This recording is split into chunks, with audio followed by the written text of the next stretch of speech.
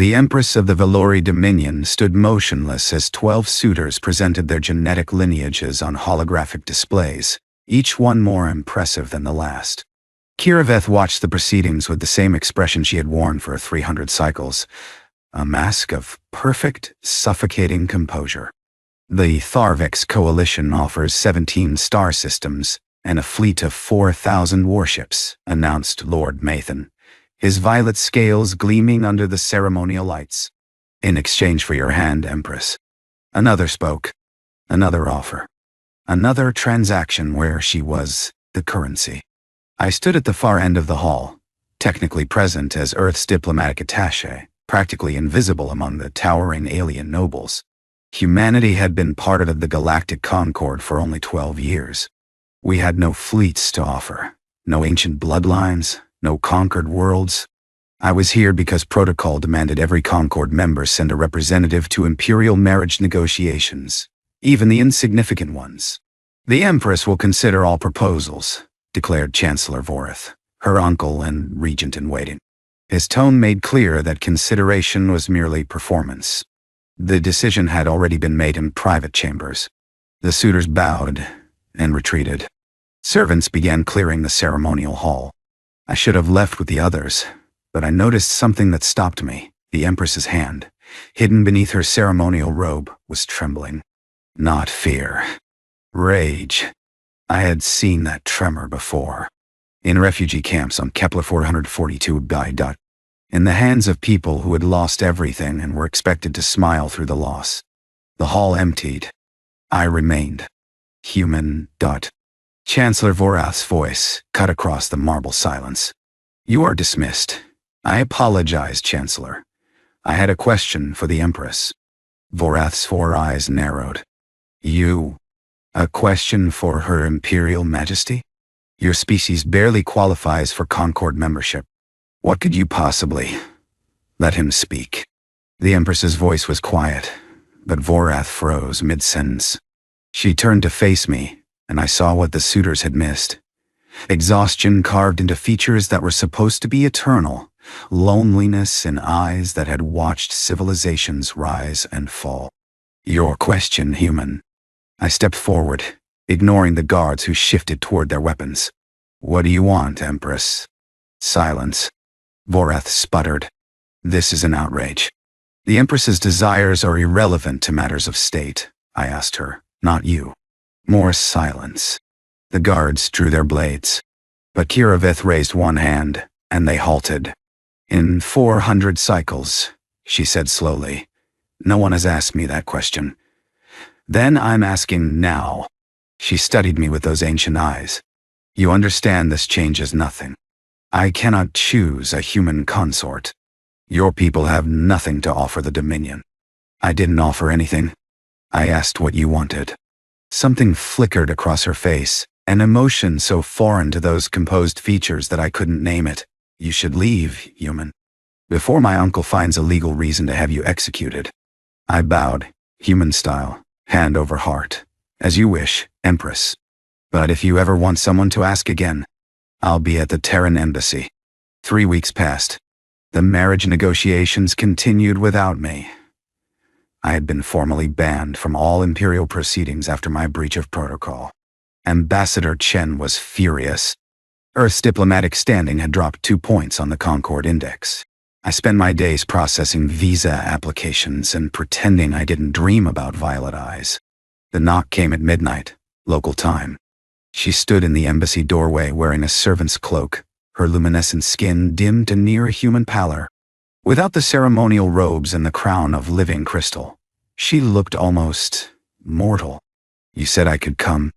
I stepped aside. I said I'd ask again. Would you like tea?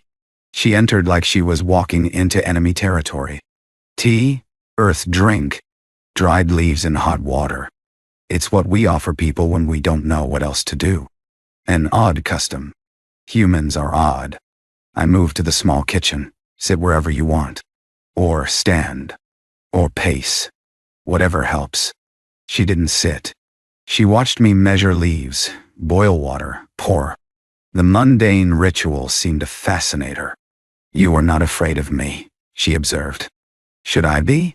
I have executed 7 beings for lesser offenses than addressing me without title. I handed her the cup. Then I'm grateful for your restraint. She held the tea without drinking, warmth seeping into her silver fingers. Why did you ask? In the ceremony. What did you hope to gain? Nothing. Everyone wants something from me. I'm sure that's true. I sat across from her, cradling my own cup. But I wasn't bargaining. I just saw someone disappearing inside their own throne room. And I remembered what that felt like. Her grip tightened on the cup. You presume to understand an empress? No. I presume to understand loneliness. The silence stretched. Outside, alien birds called to each other in frequencies just beyond human hearing.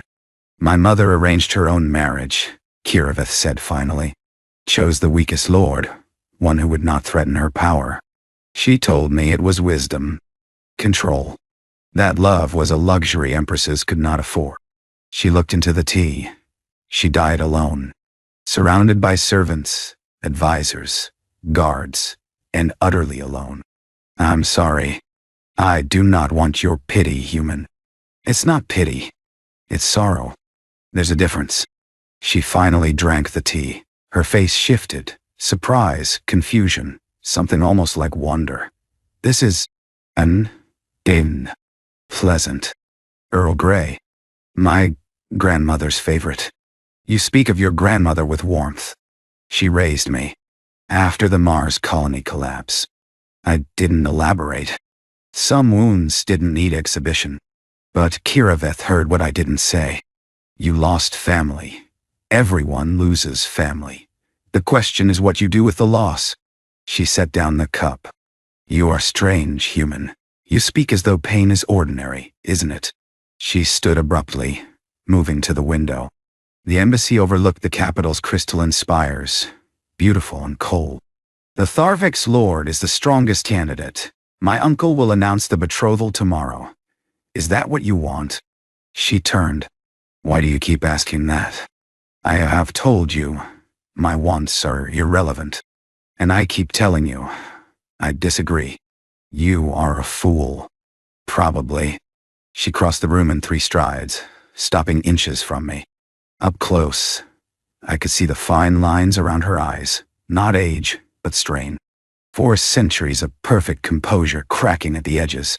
I could have you killed for this conversation alone, she whispered. You could. You know this, and still you show no fear. I've been afraid most of my life, Empress. I learned it doesn't help. Her hand rose. I thought to strike me, or summon guards, or do something imperially violent. Instead, her fingers brushed my cheek, tracing the scar that ran from my temple to my jaw. How did you survive? She asked. The Mars collapse. I read the reports. 90% casualties. Luck. Stubbornness. A grandmother who refused to let me give up. And what did she teach you, this grandmother? That survival isn't enough. You have to choose to live. Her hand dropped. She stepped back. I should go. Before my absence is noticed. Will you come back? She paused at the door. I do not know. A hesitation. Thank you for the tea. She vanished into the night like she had never been there at all. The betrothal announcement was scheduled for the Festival of Eternal Light, a celebration marking the Valori Dominion's founding. The capital blazed with bioluminescent displays. Citizens filled the streets. And in the grand ceremonial plaza, Lord Tharvek stood beside an empty throne, waiting for his future bride. I watched from the crowd, just another face among thousands. Chancellor Vorath's voice boomed across the plaza. Citizens of the Dominion, today we celebrate not only our glorious history, but our magnificent future. The Empress Kiraveth, may her light never dim, has chosen to honor the Tharvek's coalition with her eternal bond. Cheers erupted. Fireworks painted the sky in colors humans couldn't fully see. And then the Empress appeared. She walked alone, without escort, a breach of protocol that made the crowd murmur. Her gown was not the Tharvek's colors she should have worn, but deep crimson, the shade of Valori mourning. Empress. Vorath's smile faltered. You honor us with your presence. If you would take your place beside your betrothed. No. The single word silenced the plaza.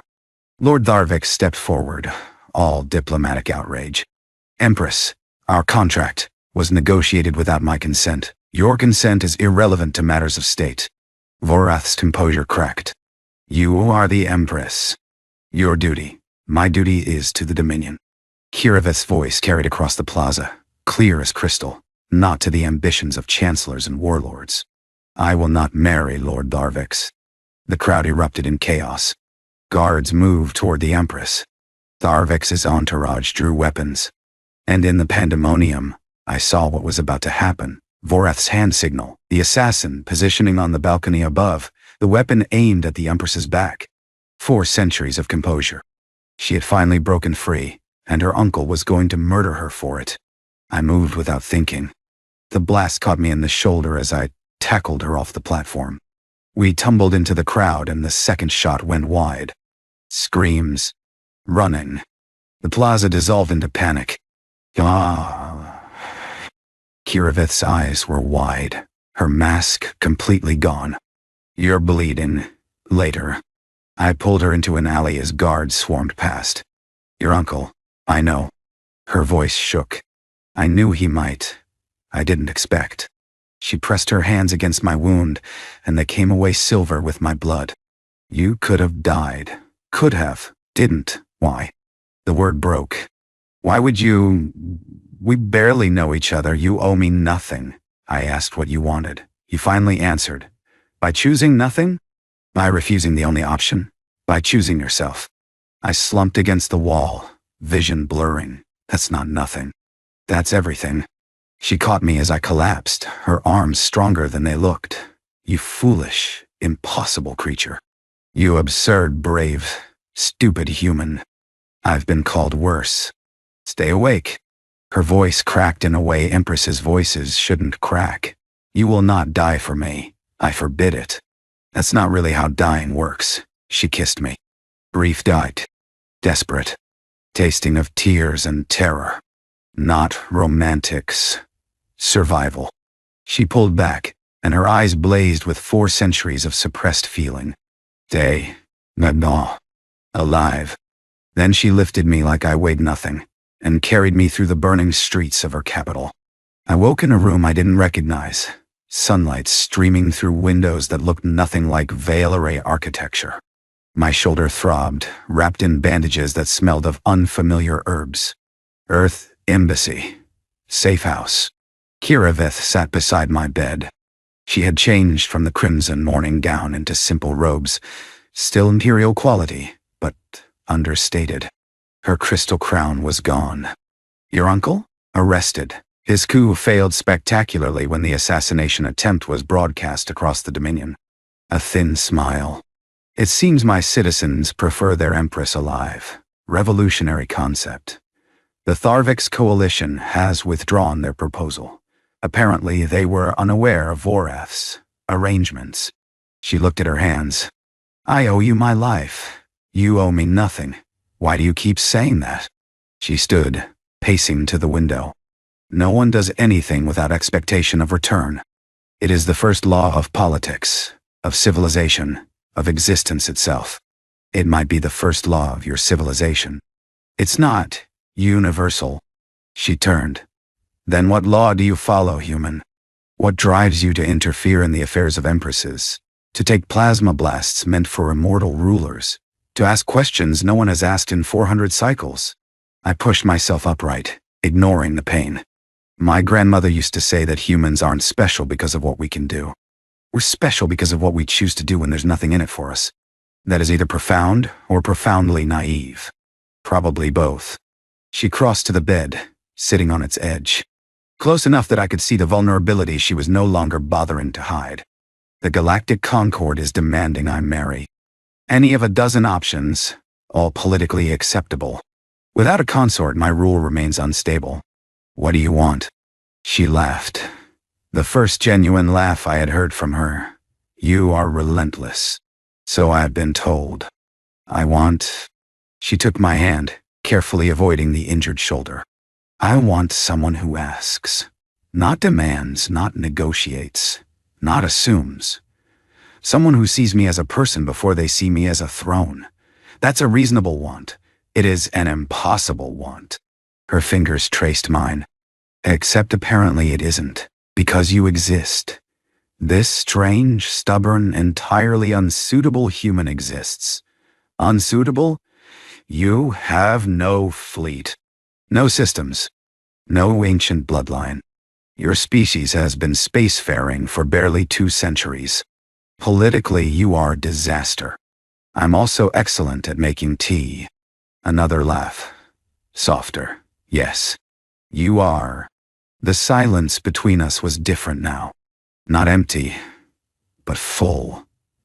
Full. Full of possibility. I cannot offer you the dominion, she said finally. Even now, the politics. I didn't ask for the dominion. I know. Her voice caught. That is why I am offering you something else. What? She leaned forward and kissed me again. Not desperate this time, deliberate. Soft. A question, rather than an answer. Stay, she whispered against my lips. Not as consort. Not as political arrangement. Just stay. Let me learn what it means to choose. Your council will riot. My council can adjust. The Concord will call it a scandal. The Concord can mind their own affairs. I cupped her face with my uninjured hand, marveling at the impossibility of this moment. An empress who had ruled for centuries. A human attaché with nothing to offer but questions. You know, I said, you never answered me. That first day, in the ceremonial hall. What do you want? Kirovith smiled. Not the mask, but something real. I wanted someone to ask. And you did. Was that enough? It was everything. She rested her forehead against mine. It still is. Outside the window, the alien sun rose over a world in political turmoil. The Dominion faced an uncertain future. The Galactic Concord would demand explanations. Lord Tharvex was already filing formal protests. Chancellor Vorath awaited trial. None of it mattered. Because in that small room, in that quiet moment, an empress finally chose. Not duty, not alliance, not political necessity. Just a human who had asked her opinion. And that, as my grandmother would have said, was what made us worth knowing. Mejor que le mueva un mecánico. Que la apague, que le ajuste el relenti. Es que a ver. Bueno, más o menos, güey, no mucho. No, está bien, está bien. ¿Cuál ancho?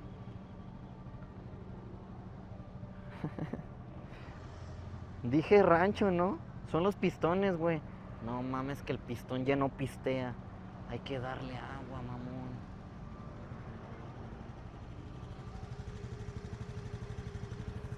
No mames, el pistón ya no quiere pistear. Yo digo que la banda ya no quiere tocar. ¡Hola, Bebo! Hola, Johnny. ¿Cómo estás, hermano?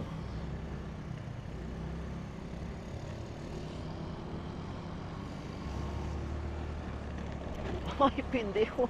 Oh, la verga. Güey, pinche calle horrible, güey. No mames. Su puta madre. Anga tu madre. Che calle horrible, güey. A ver. Por eso se verguean las de estas. Es mal gasto llevarla al mecánico por eso. Luego la checamos, güey. Bujía o sucio en la gasolina. Ah, también podría ser, ¿verdad? La bujía. Mañana te mando un tutorial. Es el hardware. Es que no trae la versión 1.28.3 del hardware la Navi, güey. Con razón, Edu. Traigo la 1.27.2.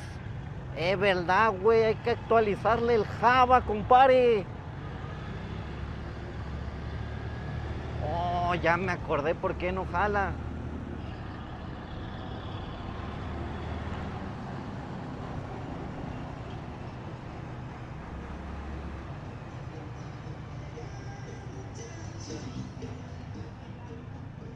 Es que traes Windows 11, güey.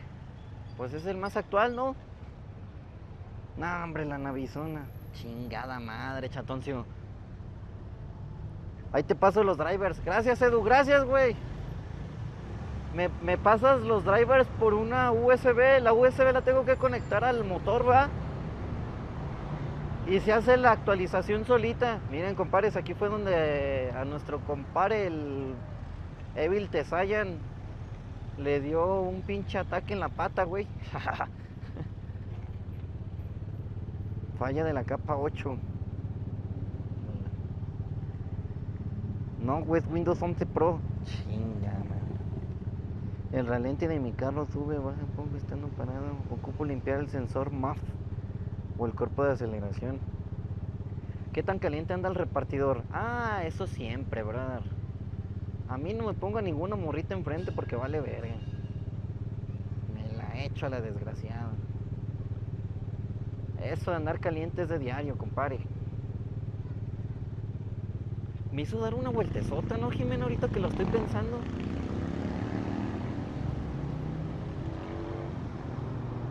Te envío un tutorial de verdad. Venga, tú, el tío Deadpool, güey. Va. La pones donde va el aceite para que se actualice, güey. Gracias por sus sabias palabras de mecánicos, amigos. ¿Qué haría sin ustedes, chat? Definitivamente no se puede en esta vida sin ustedes.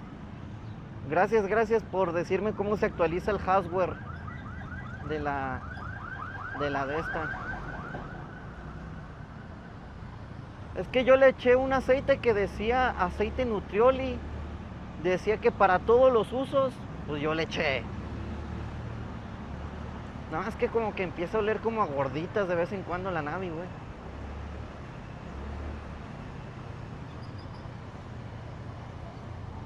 De nada, pa. Gracias, chat. Gracias. Para eso andamos. Gracias. ¿Qué? ¿La canción de los helados o qué? ¿O no tiene nadie carta de helados, güey? Mejor tílala y dime dónde. Va. Al ratillo, güey.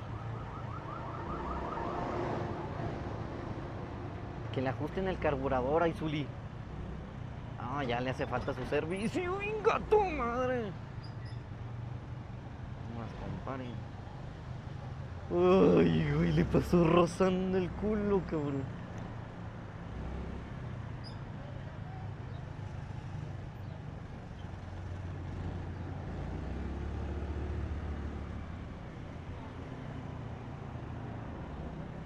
También puede ser que el carburador esté sucio.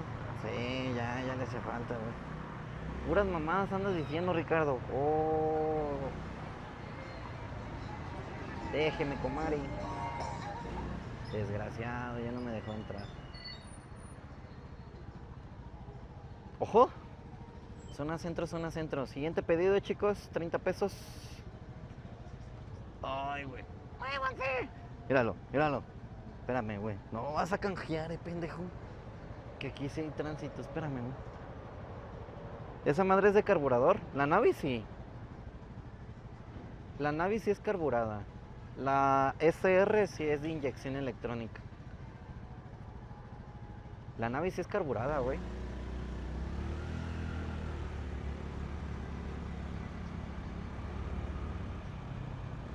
La nueva motito no, güey. Pero la nueva motito le acaban de hacer su servicio, güey. Jala el mero putazo.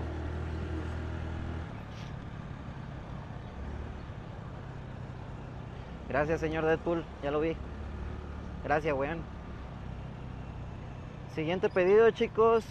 30 pesos. 3 kilómetros. 10 pesos por kilómetro, según esto. No sé qué vaya a llevar. Ojalá no. Ay, no. Dime que no es comida, güey. Porque así es la gente, güey. Bien China accesorios. Ah, bueno, entonces no.